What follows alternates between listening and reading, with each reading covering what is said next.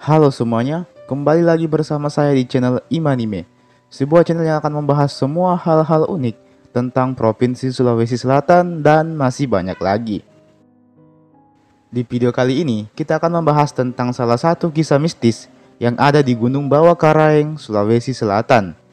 Kisah mistis ini bernama Pasar Anjaya alias Pasar Setan. Konon katanya di Gunung Bawah Karaeng terdapat sebuah pasar yang merupakan pasar setan. Apakah memang benar demikian? Siapa saja yang telah melihat pasar itu? Dan seperti apa pasar yang ada di dalam sana? Sebelum kita lanjut ke pembahasan, saya mau mengajak teman-teman semua untuk terlebih dahulu menekan tombol subscribe-nya, supaya channel ini makin berkembang dan bisa memberikan manfaat dan informasi kepada banyak orang. Oke, kalau sudah, mari kita lanjut. Pasar Anjaya. Begitulah para pendaki dan warga setempat menyebut salah satu lokasi paling mistis tersebut. Pasar Anjaya yang sejatinya merupakan pasar setan ini letaknya berada di tengah hutan di antara Gunung Bawah Karaeng dan Gunung Lompo Batang, Kabupaten Goa, Provinsi Sulawesi Selatan. Memang di lokasi tersebut terdapat sebuah tanah lapang yang dikelilingi oleh pepohonan yang rimbun. Lokasi inilah yang disebut dengan Pasar Setan. Sejak dulu hingga saat ini, ada banyak mitos yang tersebar tentang pasar setan ini. Salah satu yang dipercaya oleh banyak masyarakat dan pendaki adalah adanya anjuran atau bahkan larangan untuk tidak mendirikan tenda di sekitar lokasi pasar Anjaya tersebut. Beberapa pendaki pernah nekat dan mencoba mendirikan tenda di tempat itu, dan alhasil mereka pun mengalami banyak kejadian mistis. Setiap pendaki yang ditanya mengenai pengalaman mistis yang dialaminya akibat nekat mendirikan tenda di lokasi pasar tersebut selalu menceritakan hal yang sama, yakni mereka seperti mendengar suara riuh keramaian seperti sedang berada di tengah-tengah pasar. Anehnya, pas mereka membuka tenda dan melihat keluar, yang dilihat sekeliling hanyalah hamparan tanah kosong serta pepohonan saja. Tentu kita tahu suara keributan itu berasal dari mana. Yang jelas, itu mungkin bukan berasal dari manusia, melainkan dari penghuni lain yang bukan manusia.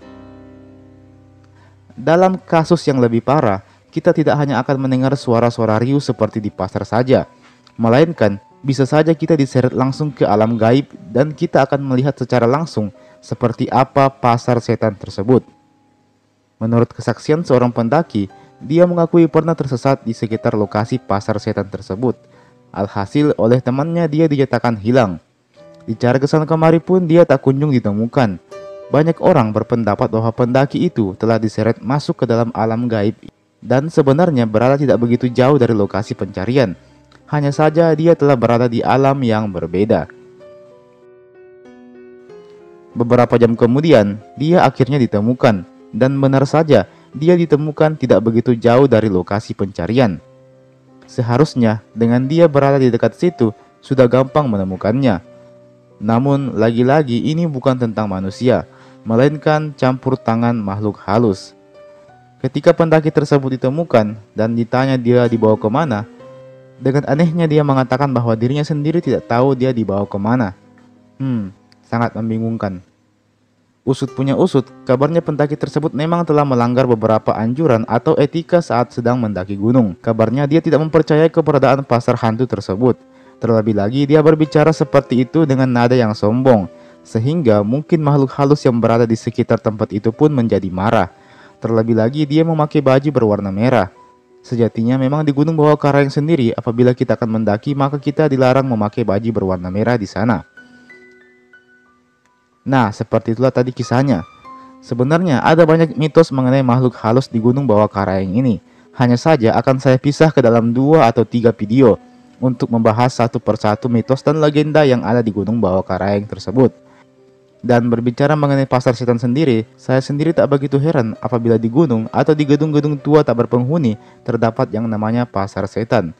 Pasalnya, memang tempat-tempat seperti gunung dan gedung-gedung tak berpenghuni itu adalah lokasi yang disukai oleh makhluk halus.